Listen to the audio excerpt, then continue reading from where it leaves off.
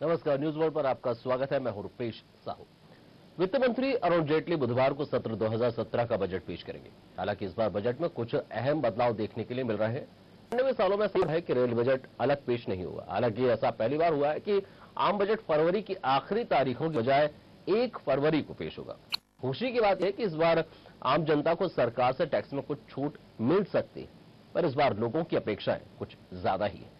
नोटबंदी को लेकर लोगों ने समर्थन दिया, महंगाई भी झेली, पर अब जनता भी चाहती है कि उसको कुछ तो राहत मिलनी ही चाहिए। यह राहत वो प्रॉपर्टी की खरीद पर भी चाहता है, इलेक्ट्रॉनिक सामानों पर भी चाहता है, रेल किराए में भी स्थिरता चाहता है।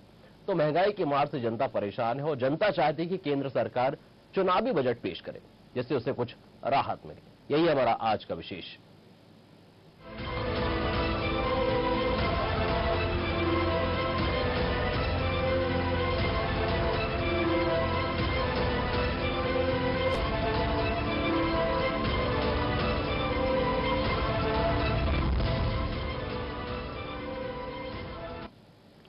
अपने मेहमानों से चर्चा करने के पहले देखिए हमारी खास रिपोर्ट। राष्ट्रपति प्रणब मुखर्जी के अभिभाषण से बजट सत्र की शुरुआत हो गई है।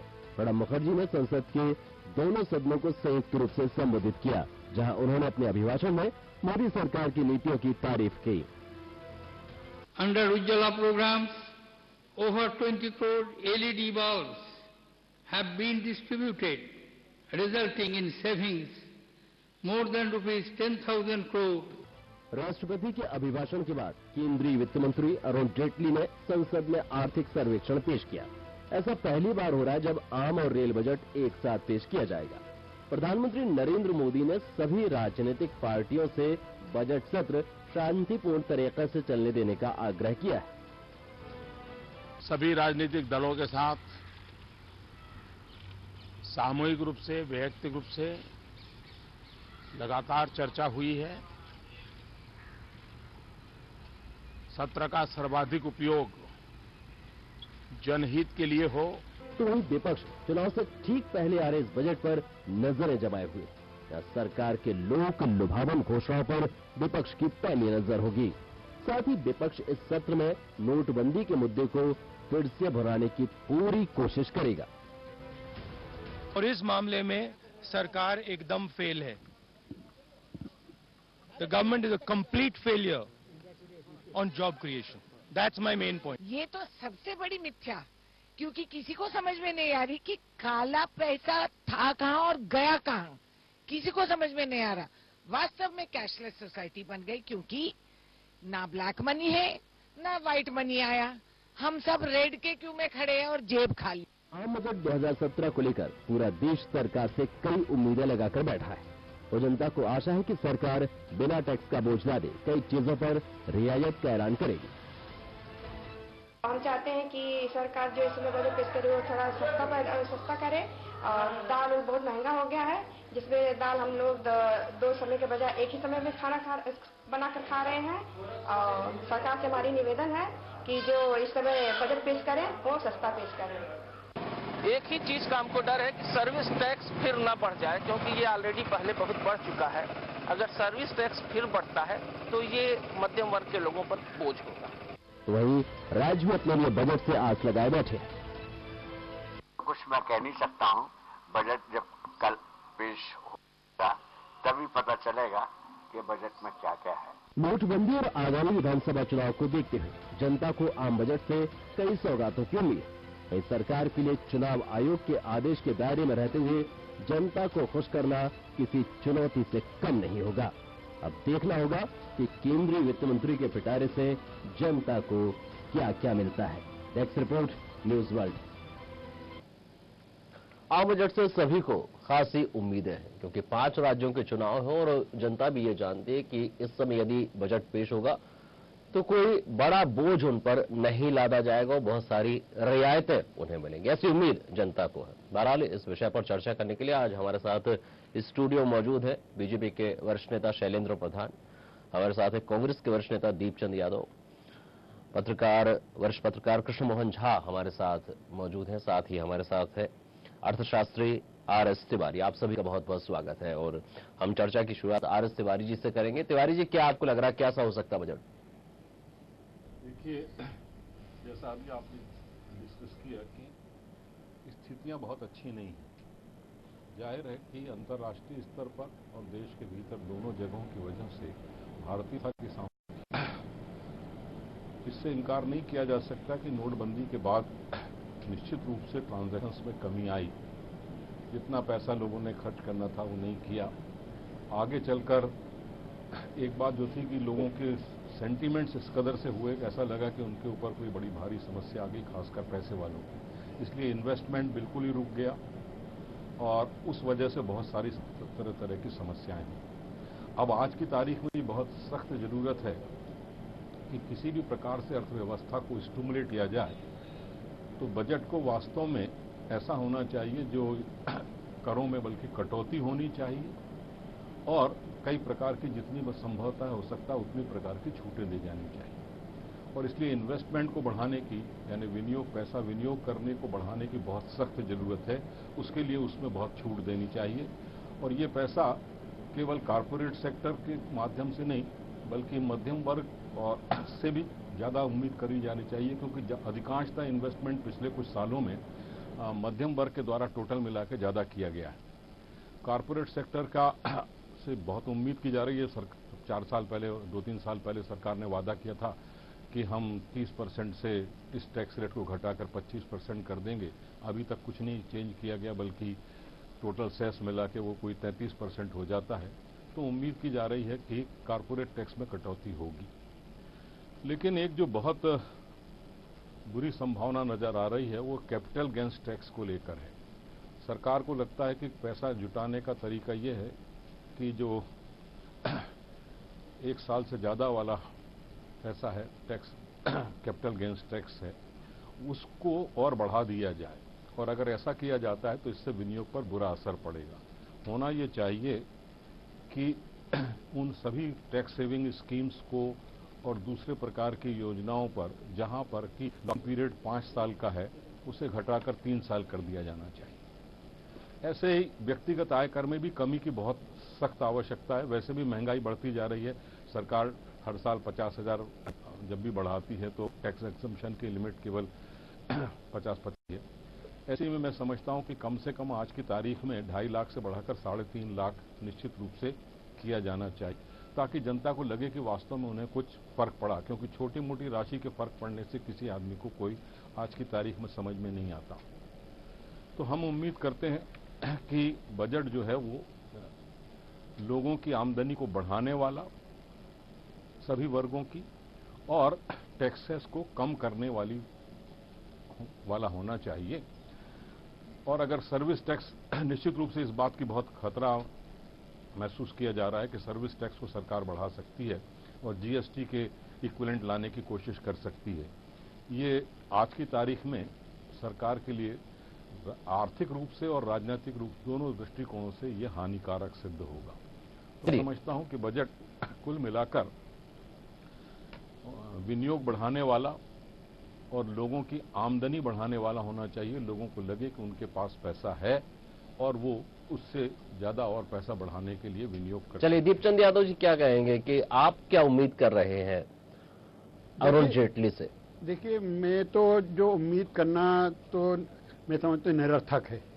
अभी तक 2, 2.5, 3 साल में जिस तरह से बजट के प्रावधान किए गए और बजट से अलग हट करके जिस तरह से जनता पर करारोपण किया गया है, मैं समझता हूं ये वर्तमान सरकार की नीयत और कार्यशैली में दोनों में अंतर है, वो स्पष्ट दिखने वाला है। ये बजट आने से पूर्व भी कराधान कर लगा देते हैं, किराया बढ़ा देते हैं, पेट्रोल की कीमतें बढ़ा देते हैं, सरचार्ज बढ़ा देते हैं, रेट बढ़ा देते हैं। तो बजट तो बाद में आएगा, लेकिन पब्लिक के ऊपर जिस तरह का पब्लिक को सुविधाएं देना चाहिए, सुविधाएं देने की अपेक्षा ये अभी नोटबंदी वाला जो बार बार मामला आ रहा है, नोटबंदी कितना इन्होंने अव्यवहारिक, अदूरदर्शी, और जो आपका reserve bank of India act 1934 है उसमें जो प्रावधान दिए गए हैं, जो उन प्रावधानों के विपरीत पूरी तरह से एक तानाशाहीपूर्ण तरीके से जो कार्य किया गया है, इसको भारतीय उनको इससे कोई मतलब नहीं है कि जनता को क्या परेशानी है। आपकी सरकारों ने भी किया है। हमारी सरकारों ने ऐसा नहीं किया कभी। कभी भी आपने भी नोट बदले हैं। देखिए, नोट बदलना अलग बात होती है, लेकिन जनता को अपना ही पैसा बैंक से निकालने में मुश्किलें खड़ी कर देना, ये कभी भी पूरे आजादी के बाद किसी सरकार ने भी ये नहीं कहा जो इस मोदी जी की सरकार ने किया है। आप अपनी जानकारी, मेरी जानकारी तो है, आपको जानकारी होगी तो ये मुझे पता नहीं है, लेकिन अभी तक कानून से अलग हटके, मैंने कहा ना, reserve bank of India act 1934 है हमारा प्रचलित है, इसके अंदर 2012 तक बार बार संशोधन होते रहे। उनके प्रावधानों का पूरी तरह से कोने में रख दिया, और जो मोदी का है वो सब कुछ है। जेटली भी नहीं कहे वो कुछ नहीं है, लेकिन मोदी जी जो कहेंगे वो सब कुछ है। चलिए शैलेंद्र जी जवाब दीजिए। इनके जवाब की जरूरत, इनके प्रश्न का जवाब देने की जरूरत नहीं है। माननीय रूरल बेस्ड बजट आएगा, ग्रामीण क्षेत्र की आम जनता को लाभ पहुंचाने की पूरी कोशिश होगी। आप देखिए ग्रोथ, जीडीपी ग्रोथ आपकी 7.6% है, नोटबंदी के बाद भी वो 6.75 से 7.5% रहने वाली है। एग्रीकल्चर ग्रोथ 4.1% है। देखिए 2 लाख करोड़ लोगों को, छोटे जो व्यापारी हैं उनको लोन दिए जा चुके हैं। अभी नोटबंदी के बाद जो काला धन पे जो अंकुश लगा है, और अब बेनामी संपत्ति पे भी अंकुश लगने वाला है, तो रूरल बेस्ड इकोनॉमी, क्योंकि 70% आबादी ग्रामीण में रहती है, हर जगह कोशिश कर रहे हैं। 10 लाख से ज्यादा शौच मुक्त हो गए हमारे, 455 टोटली शौच स्वच्छ अभियान में आ गए। देखिए माननीय मोदी जी के राज्य में 38 करोड़ नहीं 26-27 करोड़ जनधन अकाउंट खोले जिनके कभी कोई अकाउंट नहीं थे। आखिर ये सब, और उन्हीं जनधन अकाउंट से सब काला पीला हो गया। नहीं, उन सब में नहीं हुआ। और इसमें 13 करोड़ को बीमा मिला है, जन सुरक्षा उनको दी गई है। देखिए बेसिक अभी तक हमारी ग्रामीण आबादी का विकास नहीं हो रहा था। हर गांव में सड़क है, वहाँ ऑप्टिकल फाइबर के कम्युनिकेशन केबल और जी के कारण जब सरप्लस फंड बैंक में जमा हुआ, टैक्स कलेक्शन बढ़ा, बजट का घाटा 0.3% चालू खाते में कम हुआ, ये सब आंकड़े सामने हैं, तो उससे अच्छी फसल आएगी। हमारे साथ उत्तर प्रदेश से हमारे पॉलिटिकल एडिटर आरसी भट्ट भी मौजूद है। एक बार हम उत्तर प्रदेश का भी सिनेरियो समझ लेते हैं। आरसी भट्ट जी, उत्तर प्रदेश में आने वाले महीने में चुनाव है, और अखिलेश यादव ने पत्र भी लिखा है प्रधानमंत्री नरेंद्र मोदी को कि 1 फरवरी को बजट पेश ना किया जाए। ऐसे प्रदेशों के लिए, जो बड़ा प्रदेश है उसके लिए जो घोषणाएं होंगी उसका असर पड़ेगा। क्या आपको लग रहा है उत्तर प्रदेश के लिए कोई घोषणाएं हो सकती है? आम बजट में ऐसा कुछ हो सकता है कि 5 राज्यों की जनता पर इसका सीधा असर हो? बहुत संक्षिप्त में जानना चाहेंगे आरसी भट्ट जी।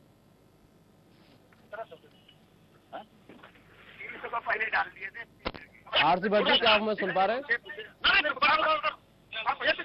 आरसी भट्ट जी, चलिए हम सीधे आएंगे कृष्ण मोहन झा साहब के पास। कृष्ण मोहन झा साहब, यदि देखा जाए तो कांग्रेस की स्थिति इस समय ये है कि ना वो निगल पा रही है, ना उगल पा रही है। यदि अच्छा बजट आता ही है, लेकर आते हैं अरुण जेटली, तो कांग्रेस का आरोप होगा कि 5 राज्यों के चुनाव है, आपने जनता को लुभाने की कोशिश की है। यदि औसत बजट रहता है तो उनका सीधा कहना होगा कि नोटबंदी के बाद भी नहीं कोई राहत दी गई है। तो कांग्रेस के तो अपने आरोप प्रत्यारोप होंगे, लेकिन क्या हो सकता है बजट में? देखिए, जिस ढंग से माननीय राष्ट्रपति ने जो बात कही, क्योंकि वे एक अपने जमाने में बड़े अच्छे फाइनेंस मिनिस्टर भी रहे, और जिस ढंग से उन्होंने जिस ढंग से केंद्र सरकार की योजनाओं का उन्होंने बड़े खुल करके प्रशंसा की है, हमें लगता है कि इसके बाद किसी के प्रमाण की जरूरत नहीं पड़ती कि केंद्र सरकार की ढंग से काम कर रही है। और अभी जैसा तिवारी जी बता रहे थे, निश्चित रूप से हमें लगता है कि जो सर्विस टैक्स है, सर्विस टैक्स एक बड़ा फैक्टर रहेगा। और जो व्यक्तिगत आयकर की जो लिमिट है, जैसा उन्होंने कहा कि हर बार जो 50,000 बढ़ा दी जाती, इस बार मुझे लगता है जैसे कि तिवारी जी ने 3.5 लाख का, मुझे लगता है कि 4 से 5 लाख तक के इसको करना चाहिए, जिससे आम आदमी काफी इससे लाभान्वित हो पाएगा। क्योंकि आप देखिए कि लगातार आदमी की पेइंग कैपेसिटी बढ़ती जा रही है, हर जगह उसको सुबह से लेकर के रात तक हर जगह टैक्स तो पे कर रहा है वो। ऐसा कोई अवसर नहीं जहाँ टैक्स ना दे, क्योंकि हम जो सुबह साबुन यूज़ करते हैं उसके यूज़ से लेकर के रात तक जहाँ हम होटलों में खाना खाते हैं तो हमें टैक्स तो दे ही रहे। ऐसी स्थिति में हमें लगता है कि सरकार को उदार होकर के जो व्यक्तिगत आयकर की जो सीमा है उसको बढ़ाना चाहिए। इसके अलावा जो सर्विस टैक्स है, सर्विस टैक्स देखिए लगातार जो बढ़ता जा रहा है, अब उसमें एक ठहराव की ज़रूरत है। इसके ठहराव आने से जनता को काफ़ी लाभ मिलेगा। और जैसा आपने भी बात कही, अपने रिपोर्ट में भी दिखाई है कि काफ़ी संभावनाएं जो ये नोटबंदी के बाद जो पूरा माहौल खड़ा हुआ है उससे लोगों की अपेक्षाएं ये हैं कि जो है जनहितैषी ये बजट हो, लोगों को ज़्यादा लाभ देने वाला बजट हो। इससे लोगों की काफ़ी उम्मीदें जुड़ी हुई हैं। चलिए, हमारे साथ उत्तर प्रदेश से के लखनऊ से जुड़ रहे हैं हमारे political editor R C Bhatt. R C Bhatt ji, क्या आपको लग रहा है उत्तर प्रदेश के लिए के चुनाव है, 5 राज्यों में चुनाव है, बजट कैसा हो सकता है? देखिए रुपेश, पहले तो बजट ही नहीं चाहते थे उत्तर प्रदेश के मुख्यमंत्री की बजट 1 तारीख को पेश हो, और इसके लिए उन्होंने पत्र भी लिखा था केंद्र सरकार को। लेकिन चूंकि बजट के लिए जो है पहले भी अदालतों में लोग गए, लेकिन बजट अब निश्चित हो गया है, कल बजट पेश हो रहा है। और बजट से उत्तर प्रदेश के भी लोगों को काफी उम्मीदें हैं। सबसे पहली बात तो ये है कि बड़ा राज्य है, आबादी के हिसाब से भी बहुत बड़ा राज्य है ये। निश्चित रूप से बजट के लिए नोटबंदी का जो जख्म है उसको कम करने की कोशिश की जाएगी। और ये बात जो खासतौर पे एनडीए सरकार के बड़े अर्थशास्त्री हैं और तमाम जो वरिष्ठ लोग हैं, इस पर काफी दिनों से एक्सरसाइज कर रहे हैं कि किसी तरह से बजट का जो मरहम है वो इस तरह लगाया जाए कि जनता नोटबंदी के जख्म को भूल जाए। और उसको लेकर जो है साफ तौर पे कोशिश बहुत हो रही है, और जो संकेत मिल रहे हैं कि उसमें जो इनकम टैक्स का स्लैब का दायरा है उसको बढ़ाने की बात हो रही है, ब्याज दर पे कमी लाने की, होम लोन पे कम करने की बात हो रही है, और उसके साथ साथ और भी जो तमाम सुविधाएं हैं जिससे उत्तर प्रदेश भी जो है प्रभावित हो, वो देने की बात हो रही है। क्योंकि निश्चित रूप से नोटबंदी का जो असर है वो ग्रामीण क्षेत्रों पर तो पड़ा ही पड़ा, शहरी क्षेत्रों पर भी पड़ा, और खासतौर पर उन व्यापारियों के लिए जो छोटे व्यापारी थे जिनको व्यापार करना था, और वो उन नोटबंदी का उन पर असर गया। तो इन तमाम लोगों को खासतौर पर कहीं न कहीं अरुण जेटली और उनकी जो टीम है पूरी, वो साधने की कोशिश करेगी इस बजट में। सभी को साधने की कोशिश होगी। बहरहाल हम लौटेंगे एक बार फिर से अपने अर्थशास्त्री आरएस तिवारी जी के पास। तिवारी जी, आपने जिस तरह से पूरी डिबेट सुनी, क्या आपको लग रहा है कि राहत के नाम पर क्या मिल सकता है? आपको लग सकता है कि जो 4 से 5 लाख की बात की जा रही है टैक्स मुक्त के, वो हो सकती है? वो किस स्तर तक जा सकती है? सर्विस टैक्स का दायरा क्या होगा?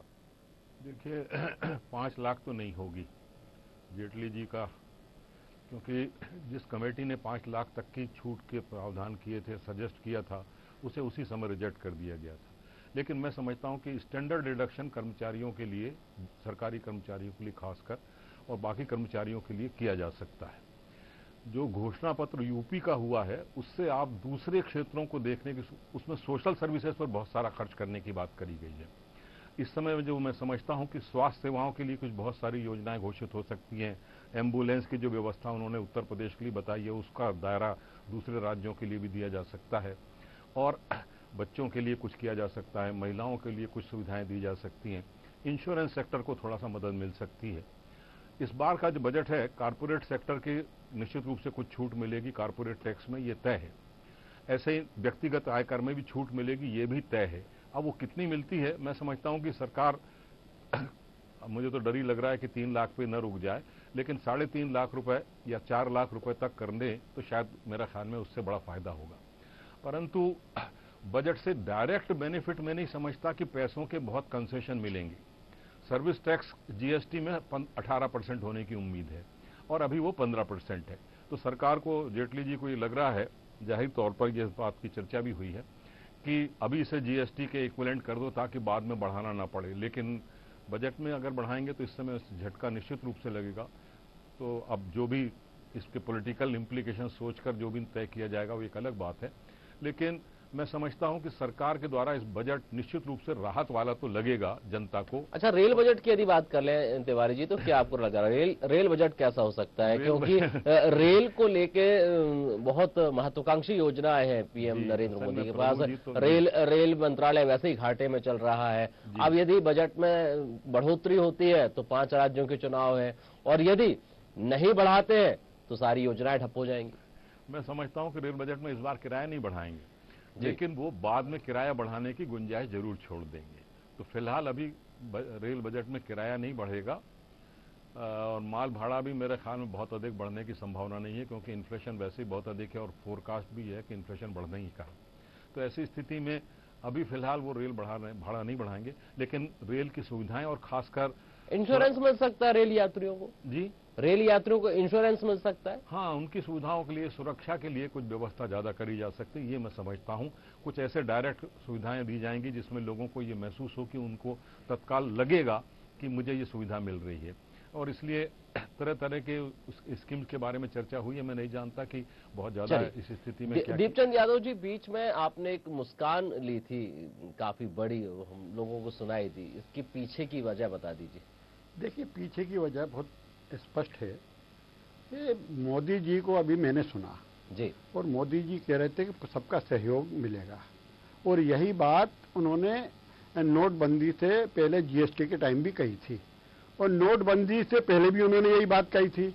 लेकिन जब सब पार्टियों ने उनसे निवेदन किया कि आप आइए पार्लियामेंट में अपना वक्तव्य तो दीजिए नोटबंदी के मामले में, लेकिन वो संवैधानिक जो संस्था है, सबसे बड़ी हिंदुस्तान की पंचायत है। प्रधानमंत्री जी कई बार गए, प्रधानमंत्री समय रहे, लेकिन आपने हंगामे के दौरान उनको सुनना नहीं।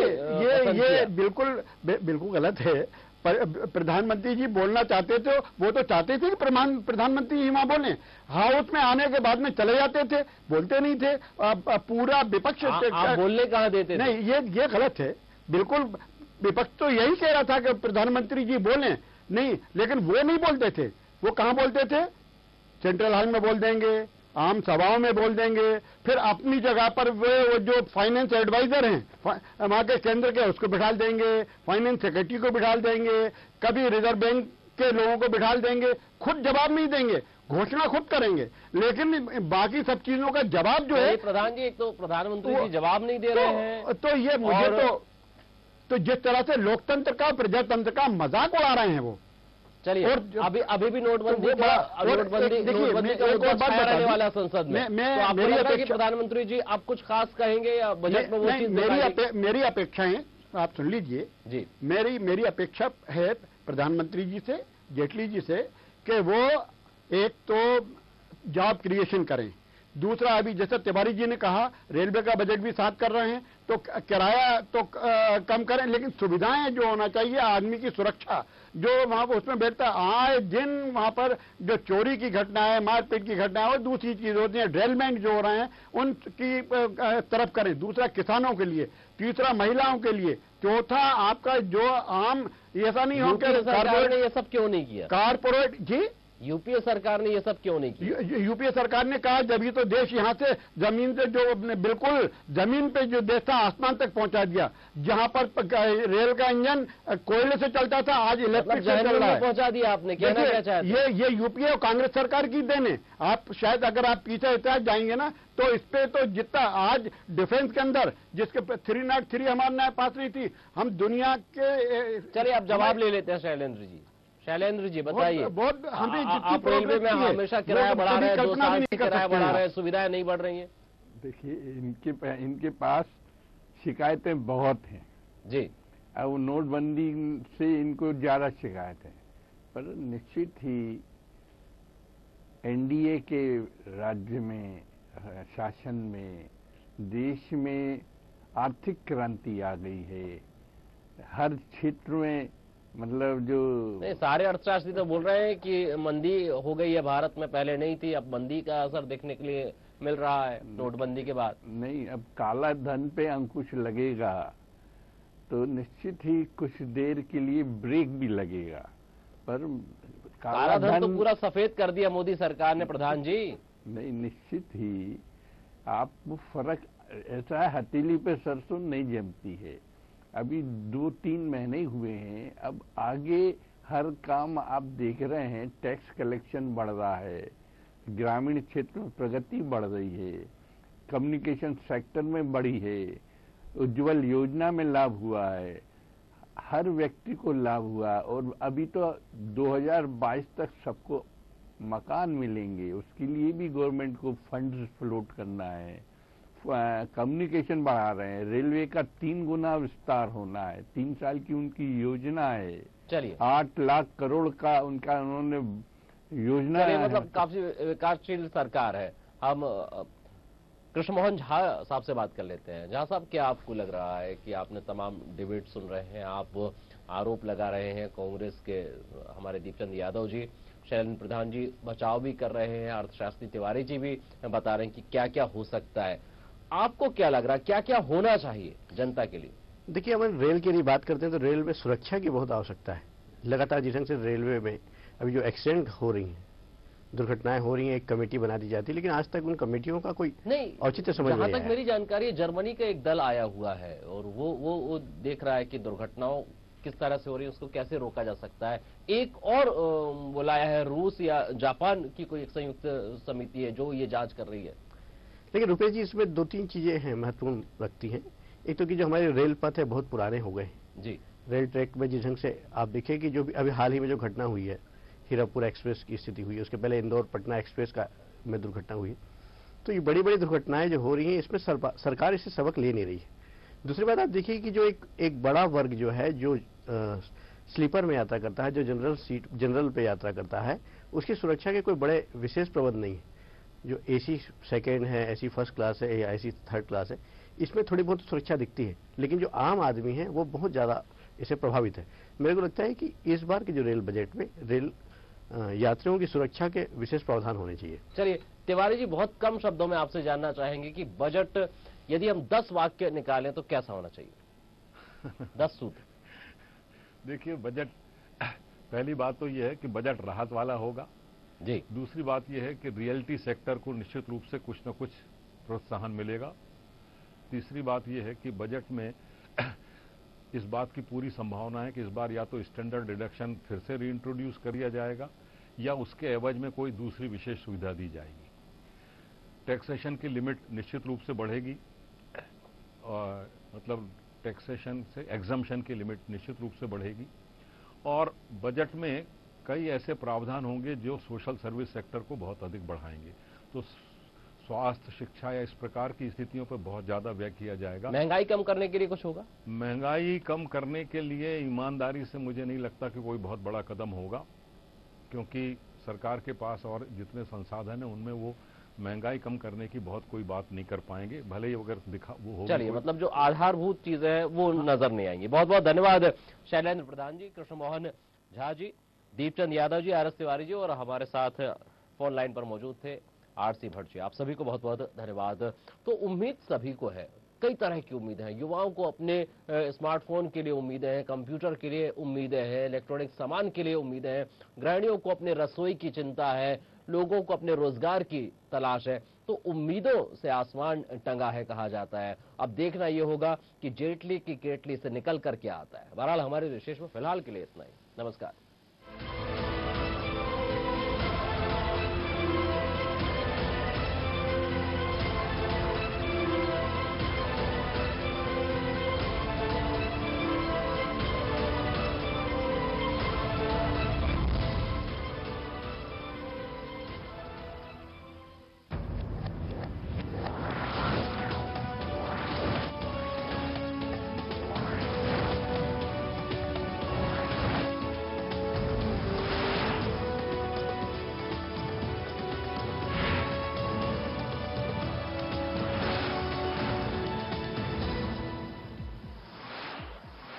इस कार्यक्रम के प्रायोजक थे एक्यूमास आयुर्वेदिक ग्रेन्यूल्स, वजन बढ़ाने में